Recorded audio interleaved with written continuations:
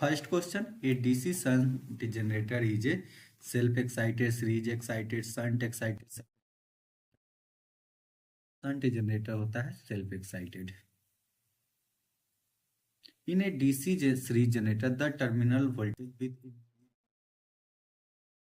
Voltage क्या होगा जब लोड इंक्रीज होगा, डिक्रीज होगा, increase gradually and then stay at rated voltage, increase to rated voltage and then में डिक्रीज, रिमेन्स नियरली कांस्टेंट। तो option C हो जाएगा, increase to rated voltage and then में decrease.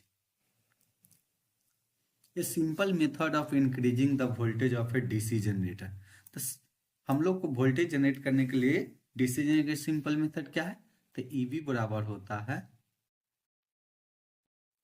N P I Z by 60 है। तो simply हम लोग क्या करेंगे, एन को इंक्रीज कर देंगे, तो उससे मेरा क्या होगा, स्पीड इंक्रीज कर जाएगा। To decrease the air gap flux density, no.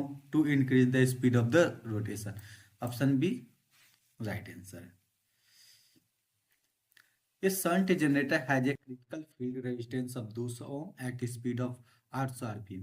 If the speed of the generator increase 800 rpm, what is the change the critical field resistance? मतलब जब 800 आरपीएम पे है तो उसका रेजिस्टेंस 200 ओम है। जब हम लोग 100 आरपीएम करेंगे, 1000 आरपीएम पे ले जाएंगे, तो उसका रेजिस्टेंस क्या होता है, इसके लिए फॉर्मूला होता है N1 by N2 R1 by R2।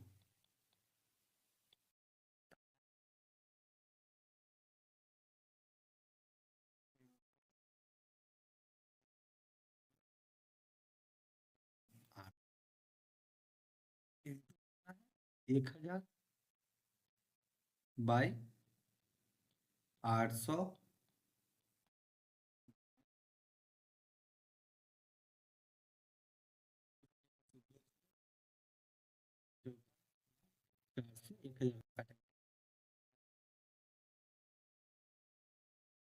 यानी जब मेरा स्पीड 800 आरपीएम है उस समय 200, जब 1000 हुआ था उस समय मेरा क्रिटिकल।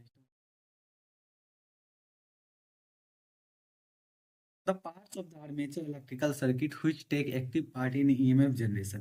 EMF generation में कौन सा एक्टिव पार्ट होता है, the coil side inside the slot, the overhang, both the coil side inside the slot and over the commutator segment. तो ऑप्शन ए हो जाएगा the coil side inside the. Six question, no load saturation characteristic are plotted between. मतलब no load जो current होता है वो किसके बीच में होता है, no load voltage and field current, no load voltage and armature current, short circuit current and field current, short circuit current and armature. तो ऑप्शन ए हो जाएगा, नो लोड सैचुरेशन कैरेक्टरिस्टिक जो होता है no load voltage and field current में होता है, जिसको हम लोग ओपन सर्किट वोल्टेज भी बोलते हैं। 1200 RPM DC lap on generator है जे 1520 कंडक्ट इफ द फ्लक्स पर 0.0 वेबर तय है। तो ईएमएफ का क्या होता है फॉर्मूला,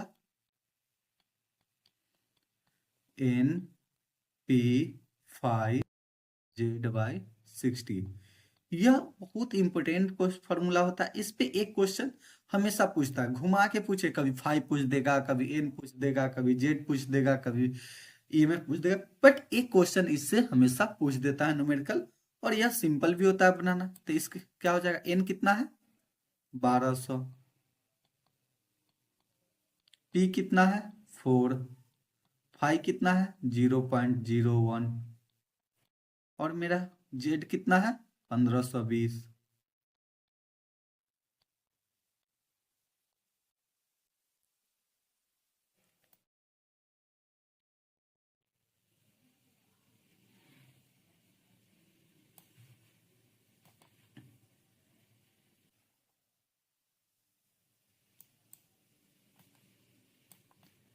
बारह सौ गुने 4,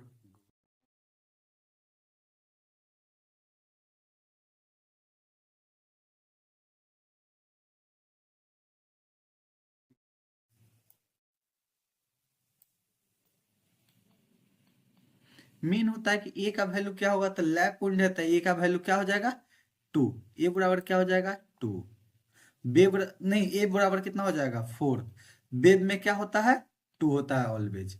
लैप में जितना नंबर ऑफ पोल होता है उतना।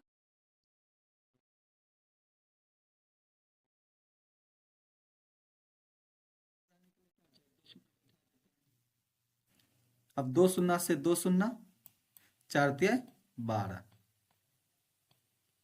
3 से 60, 20 में 4×5 = 20, 5 से 5×3 = 15, 5×4 = 20, 304 volt.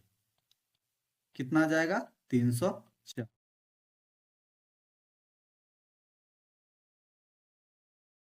The maximum efficiency occurs in a separately excited DC generator when the terminal voltage is 220 volt and this induced EMF is इतना, तो the stator loss if armature resistance इतना will be। तो maximum efficiency occurs separately excited DC generator when terminal voltage इतना। तो हम लोग पहले क्या करेंगे, आई निकालेंगे फिर लॉस निकालेंगे। तो बराबर क्या होता है, Eg minus IA into RA। तो IA का फॉर्मूला क्या हो जाएगा, यहां से इधर ले जाएंगे तो माइनस में, ये इधर तो Eg माइनस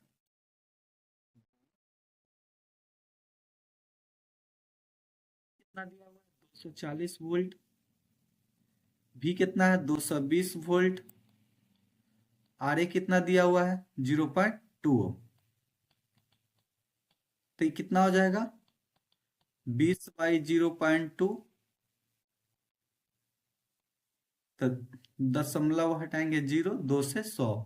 आइए बराबर कितना हो गया, 100 एम्पियर। अब पावर लॉस का क्या होता है फॉर्मूला, I² RA। तो 100 के स्क्वायर 10 या 10,000 गुने 0.2 हो जाएगा, 2000 वाट।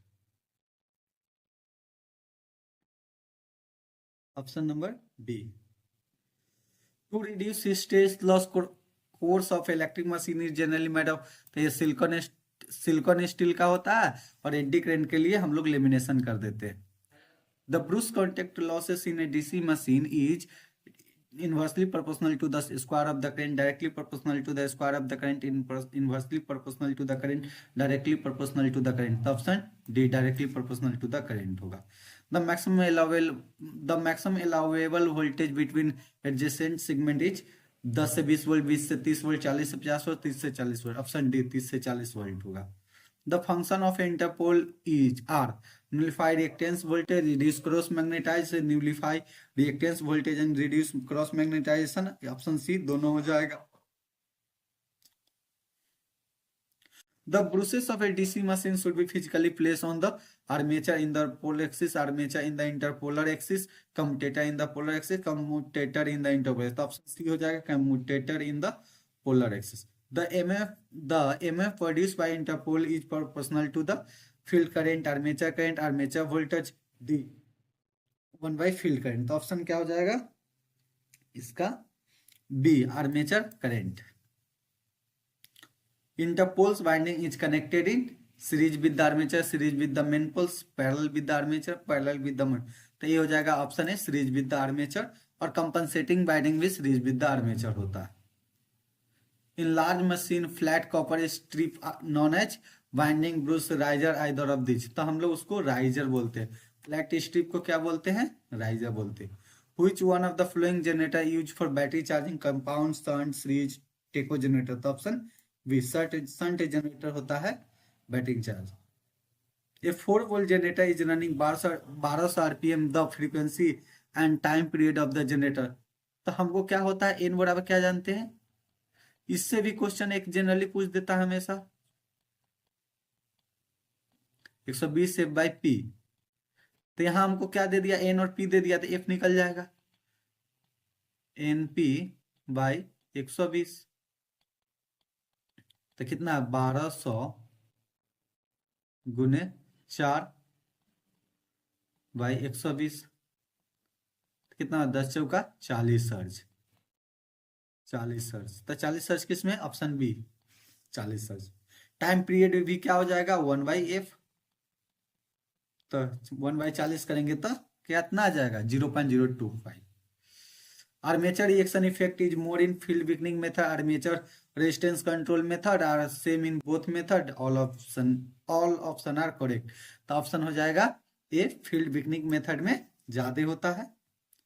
Field weakening control method is for below rated speed, above rated speed. No, तो देखो एन बराबर क्या होता है, सॉरी, ई बराबर एन आई जेड बाय 60 है। ये जो होता है ना एबव रेटेड स्पीड के लिए होगा,